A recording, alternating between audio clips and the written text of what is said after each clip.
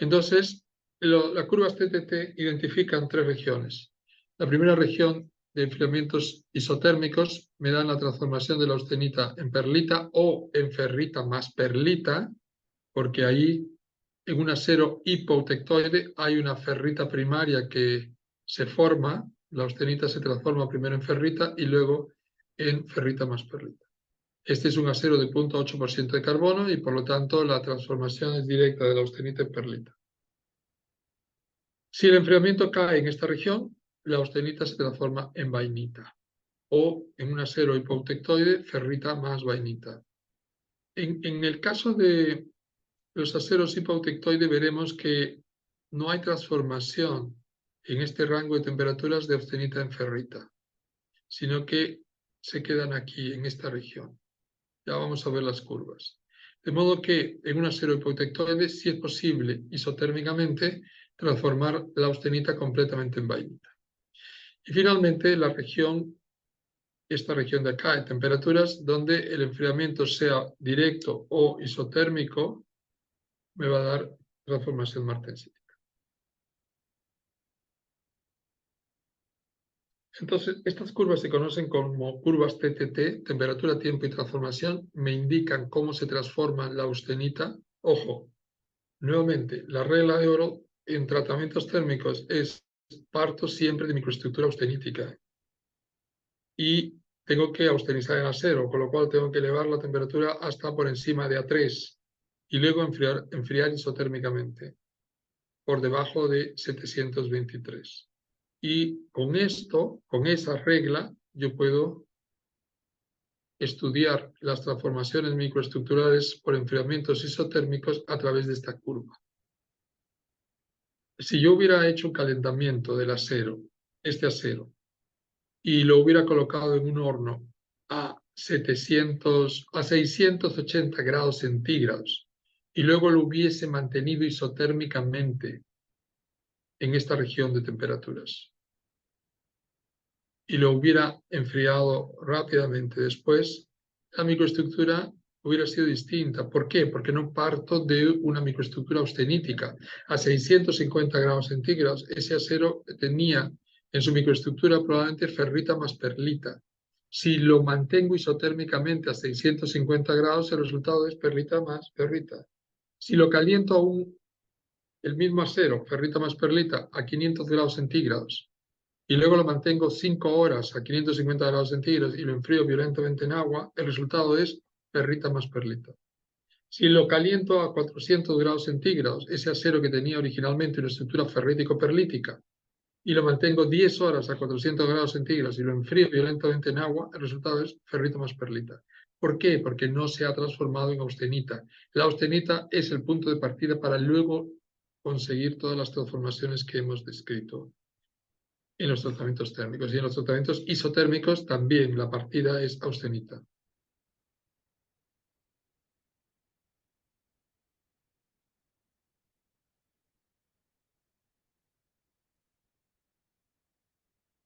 Entonces, estas son las microestructuras que se obtienen en un acero por transformación isotérmica. Zona de transformación perlítica, zona de transformación magnítica y zona de transformación martensítica siempre y cuando atraviese el M sub S y el M sub F. Ojo, aquí es transformación isotérmica, transformación isotérmica. Aquí no es transformación isotérmica. Es decir, si yo enfrío rápidamente hasta una temperatura M 50% y la mantengo isotérmicamente aquí, acá, ¿qué cosa va a haber? En este punto, ¿qué microestructura va a haber ahí? ¿Quién me lo dice?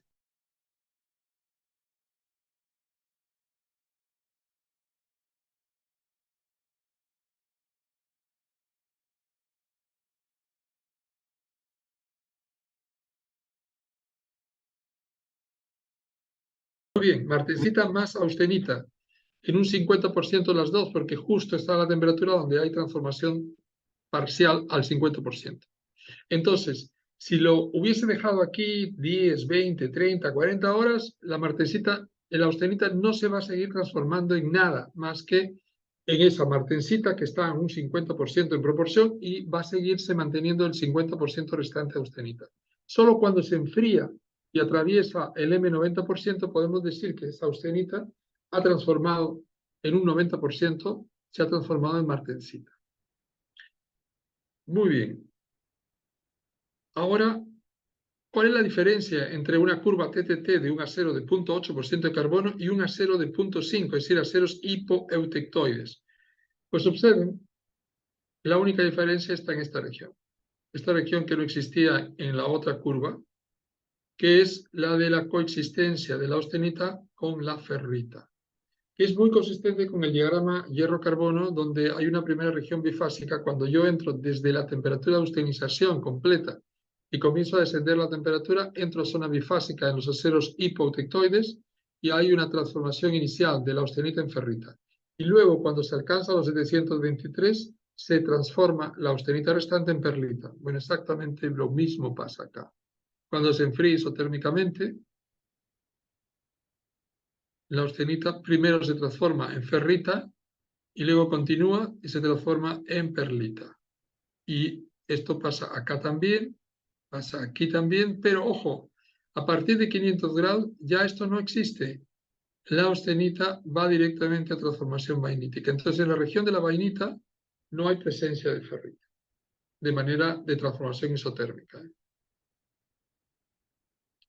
Entonces, los aceros hipoeutectoides pueden, en la región que hemos denominado perlítica, tener una microestructura constituida por ferrita más perlita, que es la microestructura que hemos dicho que también es estable en condiciones de equilibrio.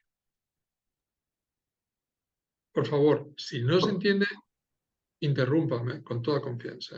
Una pregunta aparte, profesor, como Sí, curiosidad también. sí, ¿Esto también es trasladado así, este efecto surge también en las soldaduras? claro. Todo esto que les estoy comentando, todo esto puede ocurrir en una unión soldada. Por eso es que me tomo el tiempo de mostrarles estas cosas, porque luego vamos a analizar algunos casos de ensoldaduras. Y las transformaciones microestructurales en el acero durante la soldadura siguen casi, diría yo, con gran precisión lo que estamos viendo en transformaciones microestructurales del acero aquí en estas diapositivas. Tenemos que entender también que la soldadura es un ciclo térmico muy rápido, es decir, yo en un punto de la zona afectada por el calor del cordón de soldadura he llegado en décimas de segundo de temperatura ambiente a 1300 grados centígrados, de una manera muy rápida. Entonces, no es lo mismo tener un acero que lo he llevado a 1300 grados centígrados en 30 minutos, escalonadamente, en un horno, que hacerlo en 2 segundos. Pues hay toda una inercia microestructural, la difusión no se da con facilidad, en consecuencia a esas temperaturas el acero no está 100% austenizado y luego a partir de allí lo comienzo a enfriar. Y el enfriamiento en una soldadura también es muy rápido. Entonces el enfriamiento es rápido y la microestructura no se puede predecir, por ejemplo, con una curva TTT, porque la curva TTT parte del supuesto de que mantengo isotérmicamente durante el enfriamiento. Entonces, yo no puedo usar una curva TTT para predecir microestructura de una unión soldada, pero sí puedo usar una curva CCT, que ya vamos a ver, para intentar estudiarla y comprender qué es lo que está ocurriendo en una soldadura durante su enfriamiento. Siempre con las limitaciones del caso de que una soldadura tiene condiciones de ciclo térmico que no son comparables pues con un tratamiento térmico donde caliento la pieza en un horno, la dejo media hora o una hora y luego la enfrío.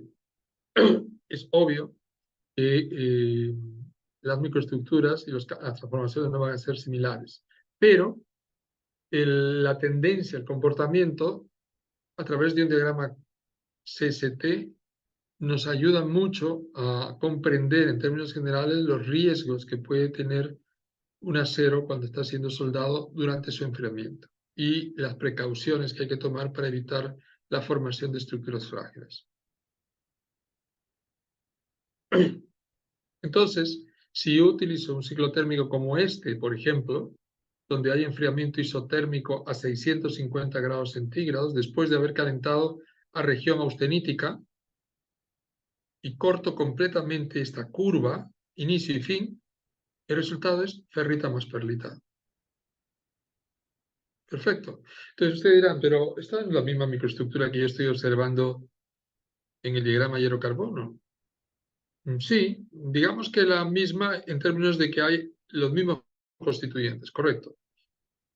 ¿Cuál es la diferencia? La diferencia está en que en tratamientos isotérmicos esta perlita es mucho más fina que la que conseguirías tú en un tratamiento recocido.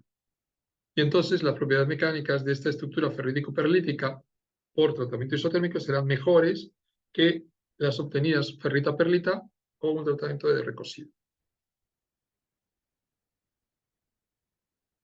¿Qué va a pasar con los aceros hipereutectoides? Que ya no tienen ferrita, ahora tienen carburo de hierro en su microestructura. Entonces, también, al igual que en el caso anterior, va a existir una región bifásica donde hay austenita más carburo de hierro que se transformará de manera isotérmica y luego, fíjense, nuevamente, por debajo de los 500 grados centígrados, donde es la región de transformación vainítica, no habrá posibilidades de formación de carburos previamente y solamente la austenita se va a transformar totalmente en vainita. Entonces, esto es lo que se consigue con tratamientos isotérmicos de la austenita a través de estas transformaciones.